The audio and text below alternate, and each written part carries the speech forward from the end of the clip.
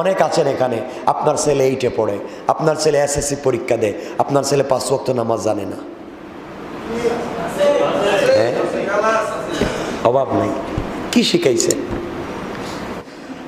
আমাদের ধারাবাহিক তাফসীর কোরআনে কারীমের 4 নম্বর পারার 3 নম্বর সূরা আলে ইমরানের 186 নম্বর আয়াত আমরা পড়েছি।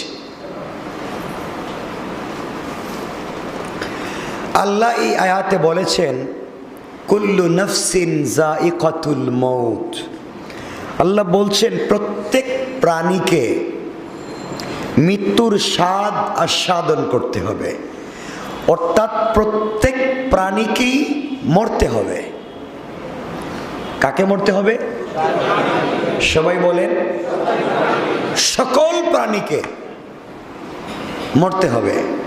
কুল্লু নাফসিন যায়িকাতুল মউত, সকল প্রাণীকেই মরতে হবে। কুল্লু নাফসিন যায়িকাতুল, কুল্লু নাফসিন, সকল নফসকে, প্রতিটি আত্মাকে, প্রতিটি রূহকে মরতে হবে। তাহলে সব মরে যাবে, থেকে যাবেন কে? তাহলে বোঝা গেল আল্লাহর নফস নাই, আল্লাহর আত্মা নাই, আল্লাহর রূহ নাই। কারণ সকল রূহ মরে যাবে, সকল আত্মা মরে যাবে, সকল নফস মরে যাবে, থেকে যাবেন আল্লাহ। তাহলে আল্লাহর রূহ নাই, আল্লাহর আত্মা নাই, আল্লাহর নফস নাই, আল্লাহর কিছুই আমাদের মতো, বলেন আমাদের মতো। এখান থেকে আমরা যদি বুঝি সব মরে যাবে, ফেরেশতারা, জিন্নাত, ইনসান, পশু পাখি, সাপ বিচ্ছু, সব, বলেন সব, আমি, আপনি, আপনার লিডার, আপনার নেতা, সব। সুতরাং যেই নেতার কথায় আপনি মৃত্যুকে জয় করে, আপনারা বলেন তো আমরা মৃত্যুকে জয় করে আন্দোলন করে যাচ্ছি, এই করব সেই করব, যেই নেতার কথা এগুলা করছেন, আপনি মরে গেলে আপনার বাবার কুল খালি হবে, মায়ের কুল খালি হবে, আপনার সন্তান ইয়তীম হবে, আপনার স্ত্রী বিধবা হবে, আপনার পরিবারের উপার্জনক্ষম একজন যুবক হারিয়ে যাবে, ক্ষতি হবে আপনার, ব্যবসা হবে আপনার নেতার। ঠিক কিনা বলেন? এ কথা কি বুঝছেন আপনি? এজন্য মনে রাখতে হবে আমাকে বেঁচে থাকতে হবে আমার জন্যে, আমাকে মরে যেতে হবে আমার জন্যে, আমাকে বেঁচে থাকতে হবে আমার অধীনস্থদের জন্যে, আমাকে মরে যেতে হবে আমার অধীনস্থদের জন্যে। আপনাকে রাষ্ট্রর কি হয়েছে, কোথায় সমাজের কোথায় কি হয়েছে তা জিজ্ঞাসা করবার আগে রব আপনাকে জিজ্ঞাসা করবেন, বলো আব্দুল্লাহ আব্দুর রহমান, তোমার মাথা থেকে পা পর্যন্ত 3.5 হাত বডির মালিকানা, জিম্মাদার তুমি ছিলা, জামিন 3.5 হাত বডিকে ভালো পথে কাটাইছো কিনা, এর জবাব আগে দেও, এরপরে রাষ্ট্রের জবাব দিবা। কথা কি বুঝাইতে পারলাম? আপনার পুরো দিনের চিন্তা, আমার লোকের কি হবে, আমার পাতি নেতার কি হবে, আমার অমুক নেতার কি হবে, এ নিয়ে আপনার সারা দিনের চিন্তা, কিন্তু আপনার পা থেকে মাথা পর্যন্ত চিন্তা করছেন না আপনি রবের সামনে গিয়ে কি জবাব দিবেন। কথা বলেন। সকল প্রাণীকেই মরতে হবে। আমি আপনি প্রাণী, বলেন প্রাণী, মরা লাগবে, মরার ভয় আছে ভিতরে, কথা বলেন আছে। যখন চুরি করেন ভয়, ডাকাতি করেন আপনি ধরা পড়ার ভয় করেন, আপনি যখন মিথ্যা কথা বলেন ধরা পড়ে যাওয়ার ভয় করেন, আপনি যখন দোকানে কারো মালকে 2 নম্বরই করেন ধরা পড়ে যাওয়ার ভয় করেন পাবলিকের কাছে। রবের কাছে ধরা পড়ার যদি ভয় থাকতো তাহলে মানুষের নফসই মানুষকে হারাম কাজ থেকে বাঁচাইয়া দিত। এজন্যে আমরা মানুষের কাছে ধরা পড়ার যতটুকুন ভয় করি, পুলিশ আমাকে পিটাবে, রেব আমাকে পিটাবে, কালা বাহিনী ধরলে একবারে সাইজ করবে, এই ভয়ে বহুত মানুষ খারাপ কাজ করে না। অথচ রবের সকল মালিকের মালিক, সকল বাহিনীর মালিকের মালিক আল্লাহ যখন ধরবেন, তখন পৃথিবীর সকল সৃষ্টির সামনে তোমার আমার বিচার করবেন না? করবেন না? কি জবাব দিবেন? কি জবাব দিবেন? মনে রাখবেন কথাগুলো। এখন এখানের পরের শব্দে আল্লাহ বলছেন ওয়া ইন্নামা তুওয়াফাউনা উজুরাকুম ইয়াউমাল কিয়ামা। আল্লাহ বলছেন অবশ্যই তোমরা কিয়ামতের দিন পরিপূর্ণ বদলা প্রাপ্ত হবে। অর্থাৎ আল্লাহ বলছেন যে যা করেছেন, যে যা করে যাচ্ছেন, যে যা আগামীতে করে থাকবেন, আল্লাহ বলছেন পরিপূর্ণ বদলা দিবেন। কোন দিন? বলেন না কোন দিন? কিয়ামতের দিনের মালিক কে? কিয়ামতের দিনের বিচারক কে? কিয়ামতের দিনের ক্ষমতার অধিকারী কে? আল্লাহ। আল্লাহ বলছেন এই দিনের মালিক আমি, বিচারও করব আমি, হিসাব মিলাইয়া দিব আমি, পরিপূর্ণ বদলাও দিব আমি। এখন আমি আপনি ভালো কাজ করেছি, ভালো কাজের বদলা আল্লাহ বুঝাইয়া দিবেন। আমি আপনি খারাপ কাজ করছি, খারাপ কাজের বদলা ওই দিন আল্লাহ বুঝাইয়া দিবেন। এখন আপনাদের কাছে আমার জানার বিষয়, আমরা খারাপ কাজ করব না ভালো কাজ? মিথ্যা কথা বলা কি কাজ? বলেন, মিথ্যা কথা বলা, অন্যায় কথা বলা, সঠিক কথা না বলা, চুগলখড়ি করা, গীবত করা, শিকায়ত করা, অপবাদ করা, মিথ্যা কথা বলা, এগুলা আমরা করিনি। বলেন করিনি? বলেন না? জাহান্নামের আগুন বেশি কষ্টের না ফজরের টাইমে ঘুম বেশি আরাম? বলেন, জাহান্নামের আযাব বেশি কষ্টের না ফজরের সময়ের ঘুম বেশি আরাম? কথা বলেন। জাহান্নামের ভয়ে, জাহান্নামের কষ্ট, জাহান্নামের আযাব আল্লাহ কিয়ামতের দিন বদলা দিবেন, এই ভয় যদি কোনো মুমিনের ভিতরে ঢুকে যায়, সেই সার সালাত না পড়ে ঘুমাতে পারে না। কথা বলেন না কেন? কারো ভিতরে যদি কিয়ামতের দিনের ভয় ঢুকে যায়, তাহলে কারো আমানত নিজে খাইয়া সে রাত্রে ঘুমাইতে পারে না। কারো ভিতরে যদি কিয়ামতের দিনের ভয় ঢুকে যায়, তাহলে বেঈমানি আর মিথ্যা কাজ করে ঘুমাইতে পারে না। কারণ ভয় করবে, আরে যদি ঘুমাইয়া যায় সকালবেলা যদি না উঠি, তাইলে কি জবাব দিব আল্লাহর কাছে? ঠিক না? কত মানুষ ঘুমায় আর উঠে না, কত মানুষ ঘুমায় আর উঠে না। এজন্যে আপনার বাড়ি আছে, দামি বিছানা আছে, কয়েকটা ছেলে সন্তান আছে, টাকা পয়সা ব্যাংক ব্যালেন্স আছে, আপনি সফল না। সফল ওই ব্যক্তি যাকে কিয়ামতের দিন আল্লাহ তার মা বাবার মাথায় নূরের টুপি পরাইয়া আর তাকে বিনা হিসাবে জান্নাত দিবেন। সে সফল কাম, সাকসেস লাইফ স্টোরি, তার জীবন সাকসেস, যে আখেরাতে আল্লাহর কথা শুনে জান্নাতে যেতে পারবে। এজন্যে আপনাদের বাচ্চাদেরকে স্কুলে পড়ান, ইংলিশ মিডিয়ামে পড়ান, যে কোনো মিডিয়ামে পড়ান, যত বড় ব্যক্তি বানান, আমার কোনো আপত্তি নেই। বাচ্চাটাকে আল্লাহ শিখাইয়া দেন, বাচ্চাটাকে আল্লাহ শিখান, বাচ্চাটাকে রসুল শিখান, বাচ্চাটাকে আল্লাহর পরিচয় পাওয়াইয়া দেন। সে কোথাও গেলে ভুলে যাবে না, সে কোনো চেয়ারে বসলে ধান্দাবান্দা করবে না, সে কোনো জায়গায় বসলে হারাম করবে না। বহুত লোক আছে, বহুত লোক আছে নামাজি দাড়িওয়ালা, কিন্তু দিলের ভিতরে একটাই টেনশন, আমার পাশের বাসার লোকের এত টাকা আমার নাই কেন? কথা বলেন না কেন? বহুত লোক আছে নামাজি, বহুত লোক আছে ইতিকাফওয়ালা, তার একটাই চিন্তা, আমার পাশের দোকানে এত ব্যবসা হয়, আমার হয় না কেন? কথা বলেন না কেন? এটা জাহান্নামীদের লক্ষণ, জাহান্নামীদের লক্ষণ এটা। অন্যের দেখলে আমার ব্যথা লাগে, অন্যের দেখলে আমার কষ্ট লাগে। ভাই, টাকা পয়সা কিছু না, টাকা পয়সা আজ আছে কাল নাই, কালকে আপনার হয়ে যেতে পারে, কালকে আপনার হয়ে যেতে পারে। আপনার সন্তানের হয়ে যেতে পারে।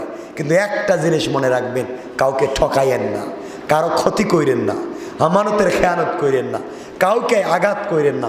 কাউকে যদি তরবারি দিয়ে আঘাত করা হয় 10-15 বছর গেলে সেলাই মিটে যায়, সেলাইয়ের দাগ থাকে না। ঠিক বললাম না? সেলাইয়ের দাগ মিটে যায়, ভুলে যায় কে কাকে মারছিল, আবার বন্ধুত্ব হয়ে যায়। দেখেন না, আমাদের দেশ স্বাধীন হওয়ার সময় বহুত রাষ্ট্র আমাদের বিরোধিতা করছে, আমাদেরকে অস্ত্র দিয়ে পিটাইছে, কিন্তু আজকে তাদের সাথে বন্ধুত্ব। ঠিক না? আমরা ভুলে গিয়েছি আমাদেরকে পিটাইছে। কিন্তু মনে রাখবেন, কাউকে যদি জবান দিয়া, কাউকে যদি জিহ্বা দিয়া, কাউকে যদি কথা দিয়া আপনি কষ্ট দেন, যদি তার পায়ে ধরে মাফও চান, 50 বছর পরে আপনাকে দেখলে আবার মনে পড়বে এই লোকটা তো আমার এই গালি দিছিল। হ্যাঁ, গালি দিছিল। এই জন্যে যারা হাত সেনান হালতিয়াম ওয়ালাইয়ালতামুমাবি যারা হাল্লেসান, হাত দিয়া কাটলে, অস্ত্র দিয়া কাটলে তো মিঠে যায়, জিহ্বা দিয়া কাউকে কষ্ট দিলে এই কলিজায় দাগ পড়ে যায়, দাগ, এটা মুছে না। আজকে সন্তানেরা মা বাপকে লাথি দিয়া ঘর থেকে বের করে দেয়, সন্তানেরা মা বাপকে ঘর থেকে বের করে দেয়। আর সন্তান তো লাথি শিখেছে মায়ের পেটে, মায়ের পেটে থাকতে মাকে লাথি দিছে, মায়ের পেট থেকে বের হইয়া মায়ের মুখে মুখে লাথি দিছে। এখন বড় হইয়া নিজের সন্তান, নিজের ছেলে মেয়ে পাইয়া এই মা বাপকে লাথি দিয়ে ঘর থেকে বের করে দেয়। কথা বললাম ঠিক কিনা বলে? মনে রাখেন, আপনাদেরকেও বের করে দিবে আপনাদের সন্তানেরা। আল্লাহর ওয়াস্তে, আল্লাহর ওয়াস্তে বাচ্চাদেরকে মানুষ বানান। আমি ভয় পাচ্ছি ভবিষ্যৎ প্রজন্ম নিয়ে, খুব ভয় পাচ্ছি। বাচ্চারা কি হবে জানি না, আমাদের ভবিষ্যৎ সমাজ কি হবে জানি না, ওরা আল্লাহকে চিনতে পারবে কিনা জানি না। কারণ জাহিলিয়ত ভরে যাচ্ছে, সমাজে ফিতনা ভরে যাচ্ছে, সমাজে হারামি ভরে যাচ্ছে, কেউ কাউকে দেখতে পারে না। আজ আমাদের মায়েরা তার সন্তানদেরকে শিখায়, ও তোর চাচাতো ভাই আপন ভাই না, ওর আশেপাশে যাইস না, ও তোকে এটা করবে। নিজের ভাই নিজের ভাতিজাকে শিখায়, ওর আশেপাশে যাইস না। বলেন দুনিয়া কোথায় গিয়েছে? আপনি বাহিরের কথা বাদ দেন, নিজের পরিবার কোথায় গিয়েছে? আফসোস হয়, আফসোস হয়। অমুকের ছেলের সরকারি চাকরি হয়েছে, আমার হয় না কেন? অমুকের এটা হয়েছে, আমার হয় না কেন? এই চিন্তা নিয়ে কত মুরব্বীর রাত্রে ঘুম হয় না। অমুকের বাড়ি এত সুন্দর, অমুকের ছেলেগুলো এত ভদ্র, আমার হয় না কেন? শুধু চিন্তা, আছে না নাই? সব বাদ দেন, আমি ভালো হয়ে যাই, পরিবারকে ভালো বানাই, মৃত্যুর ভয় ভিতরে ঢুকায় দেন। রব বলেছেন, যার ভিতরে মৌতের ভয় ঢুকে যায়, আজকেও বলেছি, মৃত্যুর ভয়টা ভিতরে ঢুকায় দেন। আর বেশি বেশি করে জিকির করেন, মৃত্যুর জিকির, মৃত্যুর জিকির অন্তরের ভিতরে নিয়ে আসেন। আল্লাহ আমাদেরকে ক্ষমা করবেন। মনে রাখবেন, আপনি যা কিছুই করেন না কেন, রবের ভয় যতক্ষণ আপনার ভিতরে না আসবে, আপনি জান্নাতে যেতে পারবেন না। কোথায় যেতে পারবো না? সবাই বলেন। আচ্ছা, সাকসেস কারা? আল্লাহর পরের শব্দে বলছেন, আল্লাহ রব্বুল ইজ্জত ওয়াল জালাল বললেন, ওয়া ইন্নামা তুওয়াফাউনা উজুরাকুম ইয়াওমাল কিয়ামাতি ফামান যুহজিহা আনিন নারি ওয়া উদখিলাল জান্নাতা ফাকাদ ফাজ। আল্লাহ রব্বুল ইজ্জত ওয়াল জালাল বললেন, বান্দারে, তোমরা সাকসেসকে তোমরা জানতে চাও, সফল কাম মানুষকে তোমরা জানতে চাও। ও বান্দা, শুধু নামাজ পড়লেই সফল কাম হওয়া যাবে না, শুধু ভালো কাজ করলেই সফল কাম হওয়া যাবে না। দুনিয়ার জমিনে জন্ম নিয়েছো, আমার কিছু প্রশ্নের জবাব না দিয়ে জান্নাতে যেতে পারবে না। কিয়ামতের দিন আল্লাহ জিজ্ঞেস করবেন, ও বান্দা, জবাব দাও, শাবাবাকা ক্বাবলা হারামি। ও বান্দা, তোমার জওয়ানি দিয়েছিলাম, বলো জওয়ানি কোথায় কাজে লাগিয়েছো? তুমি বলবা, আল্লাহ জওয়ানি বন্ধুদের আড্ডায় কাটিয়ে দিয়েছি, জওয়ান বয়সে মিছিল মিটিং গেছিলাম, আল্লাহ কোন সময় নামাজ গিয়েছে বলতে পারি নাই। আল্লাহ বলবেন, ও বান্দা, এত কিছুর সুযোগ দিয়েছি, কিন্তু তুমি একদিনও আমার কাছে ফিরে আসলা না।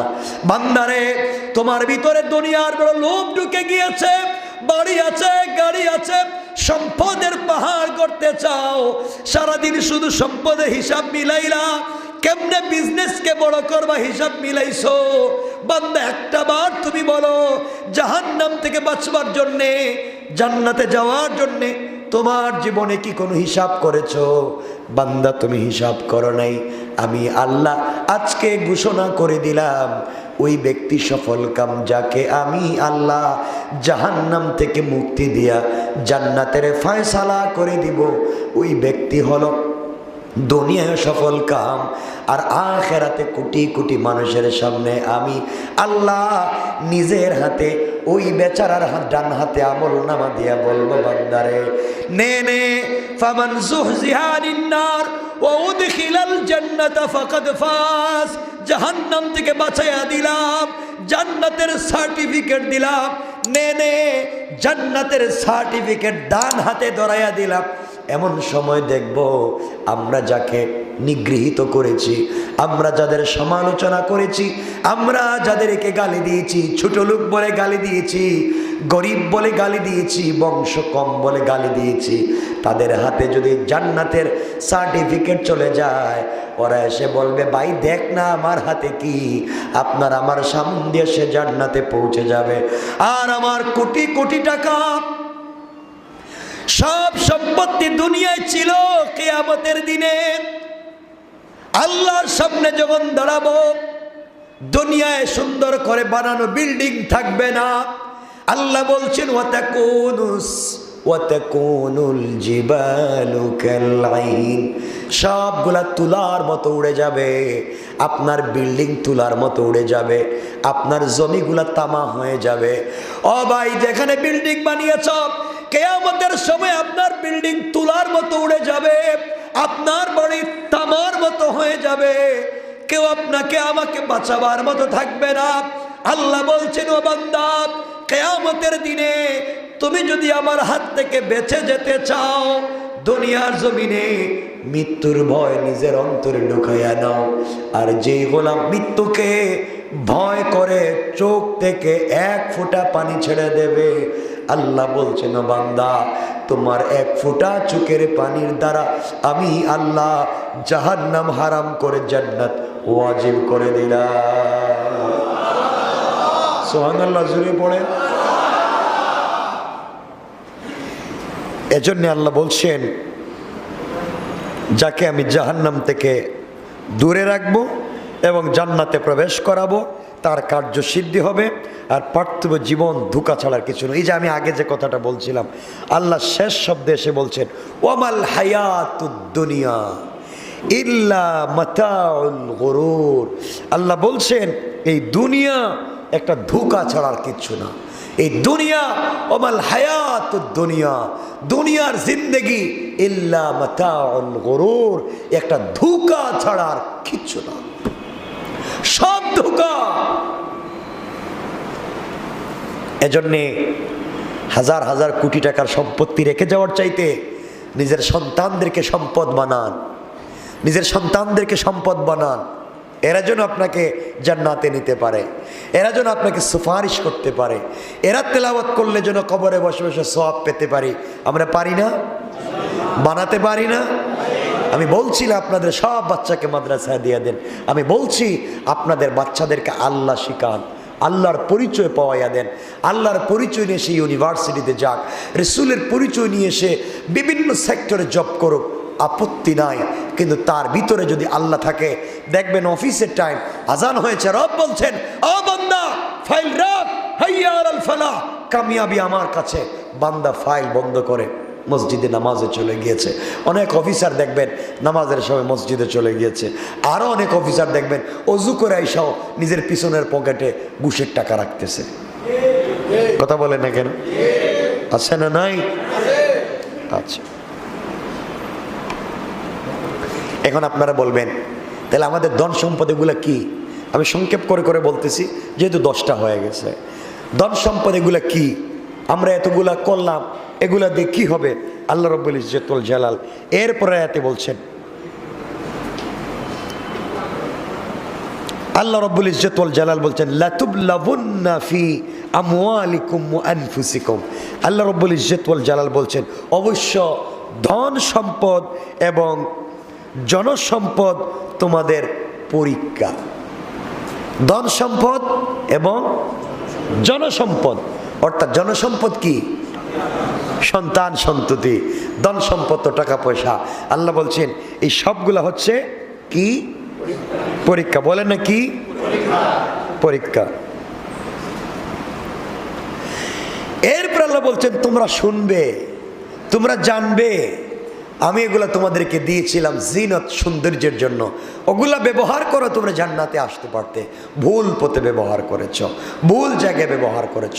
অনেক আছেন এখানে, আপনার ছেলে 8-এ পড়ে, আপনার ছেলে SSC পরীক্ষা দেয়, আপনার ছেলে 5 ওয়াক্ত নামাজ জানে না। অভাব নাই, কি শিখাইছেন? অনেকের ছেলে ইউনিভার্সিটিতে পড়ে, অনেকের ছেলে জব করে, কিন্তু এখনো জানে না নামাজে কয় রাকাত, কয় ওয়াক্তে কয় রাকাত নামাজ পড়তে হয়। আছে না? কিছু বললেই বলে আমি তো মুসলিম। কিসের মুসলিম সে?